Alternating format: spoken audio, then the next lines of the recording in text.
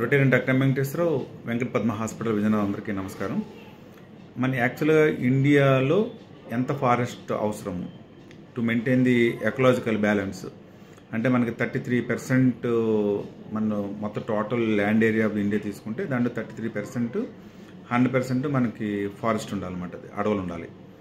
But రియాలిటీకి ఎంత ఉన్నది అంటే 10% తగ్గి మనకు ఆల్మోస్ట్ 21.7 నుంచి 22% వరకే ల్యాండ్ మనకి ఫారెస్ట్ ఏరియా ఉన్నదన్నమాట. దీని మూలంగా వచ్చే నష్టాలు ఏంటంటే మనం చూస్తున్న పాండమిక్స్ కానీ, ఏదైతే మనకి ఎకలాజికల్ డిస్టర్బెన్సెస్ కానీ, లంగ్ పాయింట్స్ అంటాము. ఎప్పుడైతే ఫారెస్ట్ థిక్గా తయారవుతుందో ఆటోమేటిక్గా చాలా వరకు కార్బన్ డైఆక్సైడ్ అవి తీసుకుంటుందన్నమాట. సో అట్మాస్ఫియర్లో బ్యాలెన్స్ అది మెయింటైన్ చేస్తుంది.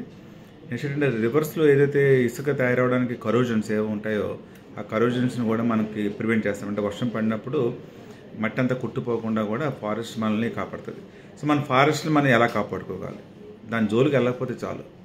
ఫారెస్ట్లానే మనం డెవలప్ అవుతాయి. దానికి కూడా ఒక రకమైన ఎకలాజికల్ బ్యాలెన్స్గా అన్నిటిని ఇంక్లూజివ్గా చేసుకొని ఫారెస్ట్ డెవలప్ అవుతుంది.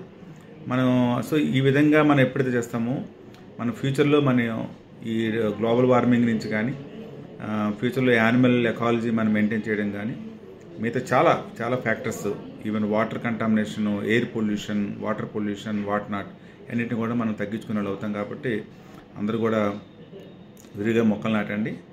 డీఫారెస్టేషన్స్కి వెళ్ళకండి. అంటే ఫారెస్ట్ నరకొద్దు.